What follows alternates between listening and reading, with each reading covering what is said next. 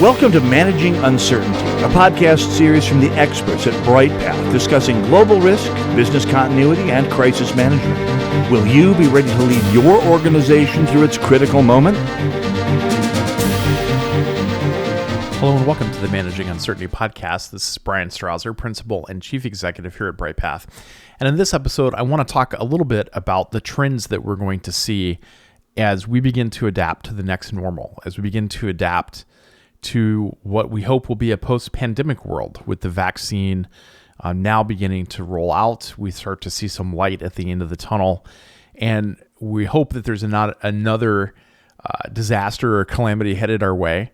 So we really view 2021 as a year of change and transition, as we talked about in the previous episode about returning back to work, about the role that distributed workplaces and remote work will play for us in the coming months and year. So here I want to talk about some trends that have really been forced on us by COVID, by the global pandemic related to COVID-19, but also some changes that were accelerated, that were already in the works, that the pandemic forced us to address more quickly than we would have expected. So these are some trends that we expect are going to take place, and in some cases are already taking place. The first one is that we're already starting to see leisure travel begin to bounce back. We're seeing more people taking vacation. We're seeing more people travel to vacation spots both in and outside of the United States, and that folks really want to get back to traveling for pleasure. And we saw the acceleration of this in the third and fourth quarter of 2020. But I expect that will accelerate even more quickly in 2021. In places where the pandemic has lessened significantly, particularly in countries like New Zealand and Australia and China, if you're to believe their figures, leisure travel is back in a huge way, at least within the country, where folks are going to leisure locations. The challenge, though, for travel is that business travel is lagging significantly. And we're seeing this with our own clients where where folks are saying they don't want to travel for business until they and their families have been vaccinated or until the pandemic has ended, which may be, very connected in terms of vaccination helping us get to the end. So we're seeing leisure travel bouncing back. We're seeing business travel lagging. And we expect that trend will continue in 2021. The second trend we see is that there's been a huge trend of entrepreneurship that has gone on, that the coronavirus pandemic has really sparked innovation, and it's launched a whole different generation of entrepreneurs, if you want to think of it in that way, particularly in areas of digitization. Things from remote working technologies to supply chain reinvention to the use of AI and machine learning to improve operations with telehealth and more biopharma, which we'll talk about in a moment, really coming into their own. Online customer service, virtual engagement. There's been a huge number of startups and innovation and entrepreneurship that has happened in these areas. And this is one that a lot of folks didn't see coming. If we go back to previous economic recessions, 2008 to 2009, for example, small business formation actually declined. But instead, we've seen that small business formation has increased in the United States and around the world as we've worked through the pandemic, that these new, more digital entrepreneurs have really seen a significant uptick in growth. The next trend that we see is just productivity. And believe it or not, productivity increased last year in 2020 during the pandemic. And all of this being enabled by through digital tools and online collaboration tools. U.S. productivity in the third quarter of 2020 went up 4.6%, following a 10.6% increase in the second quarter. This is the largest 6-month improvement since 1965. That's an incredible gain in productivity here in the United States, and we see similar figures around the world. What's interesting is that the force that the pandemic had to the workforce is it forced you to work remotely, where you could do remote work. Information workers, for example, were able to shift very rapidly and be able to work from home.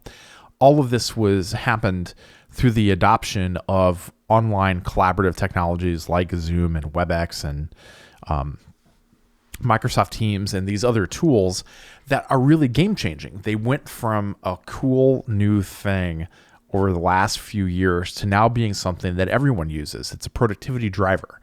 COVID sped this up significantly. We have several clients who did not have a strong work from home culture at their organizations prior to the pandemic. The pandemic forced that shift, and they've adopted these technologies and capabilities with open arms. COVID definitely sped up that transition. We're seeing the adoption of newer technologies that are really on the edge, like AI and machine learning and other digitization, taking the place of unskilled labor in some cases, or minorly skilled labor that did some things in the past that are now being replaced by digital technologies. And this is happening at a pace that's just unheard of in our history in the industrial, since the Industrial Revolution.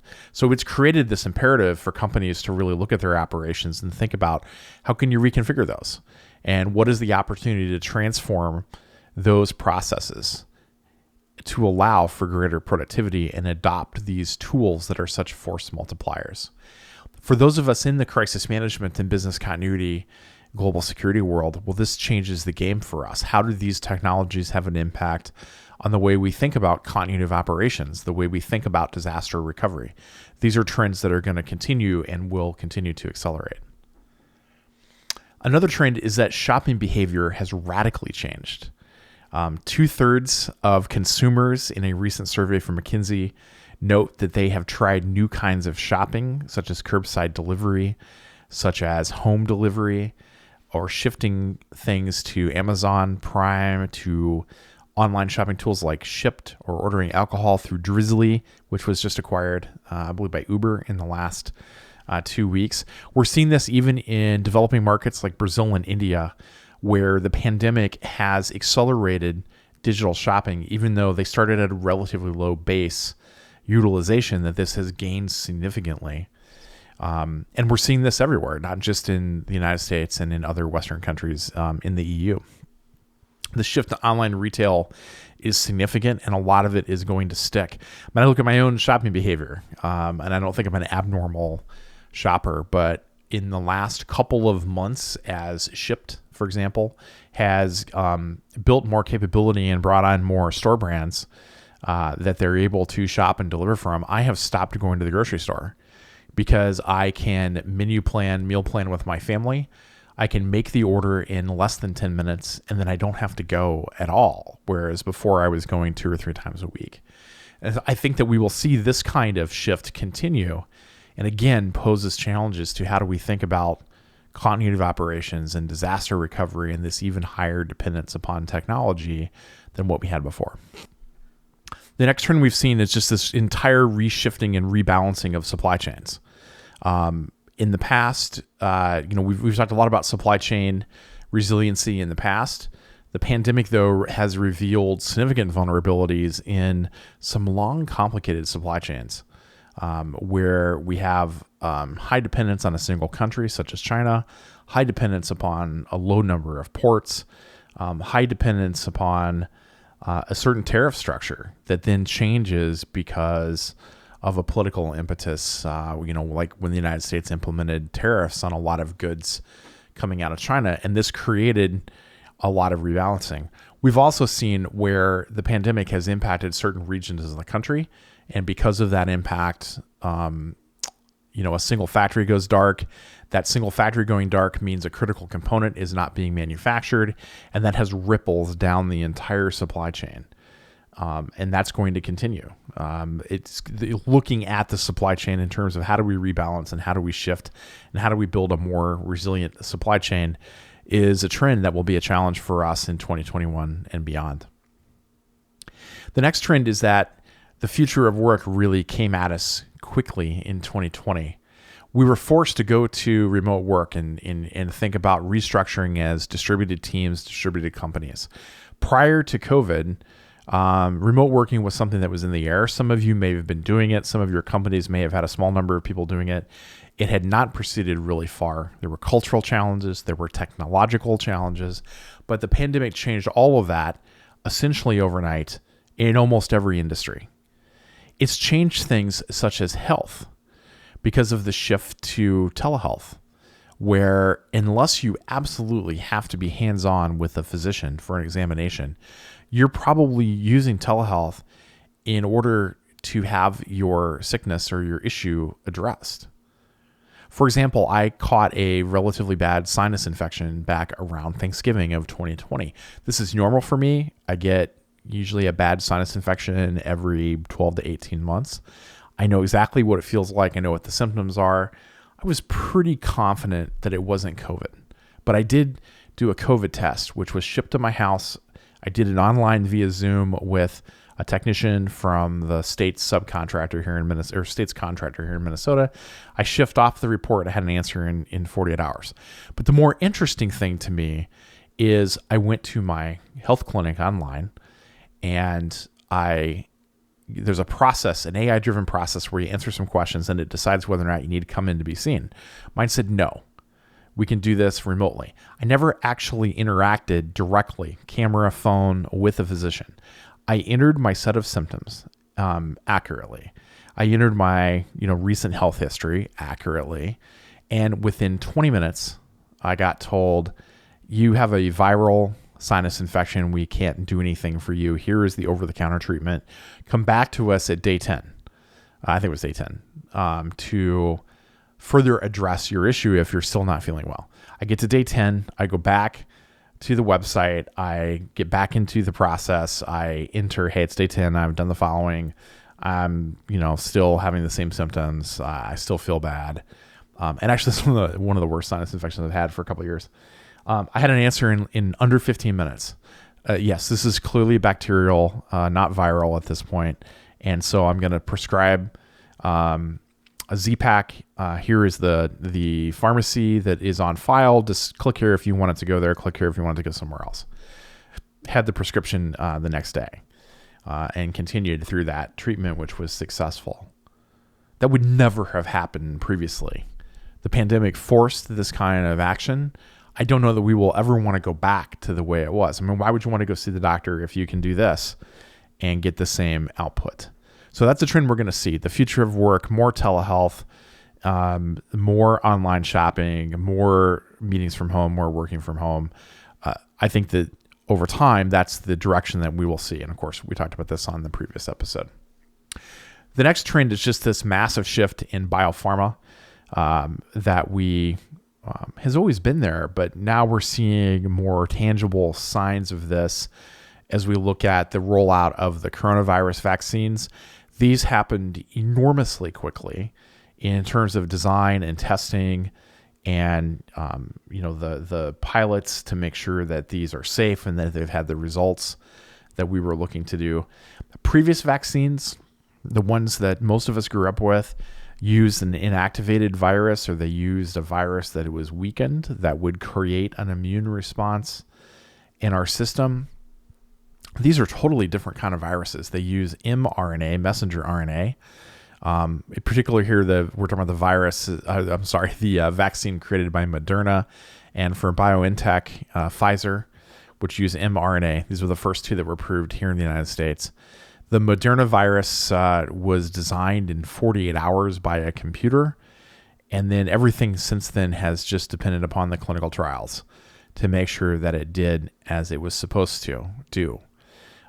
This messenger RNA contains genetic instructions to our cells that creates a protein and prompts an immune response. It's crazy sci-fi level stuff, and I don't know that any of us really appreciate just how difficult and how advanced the science is from where we were even a decade ago. So just as businesses have sped up their operations, this pandemic could be the launching point for a huge acceleration in the pace of medical invention along the lines of what we've seen with the coronavirus vaccine. Finally, the last trend that we see going through the year is this shift towards sustainability, green being the color of recovery, as McKinsey put it in a recent article, that the world is starting to see the benefits of environmental sustainability and shifting in that direction, that we're seeing government stimulus programs kind of forcing companies and innovation and government contracts down this line of where we're incentivizing more sustainable strategies from an energy and environmental standpoint. This is being driven by the EU, but we're seeing commitments from China about reducing their net carbon emissions over the next 50 years. Japan pledging to be carbon neutral by 2050.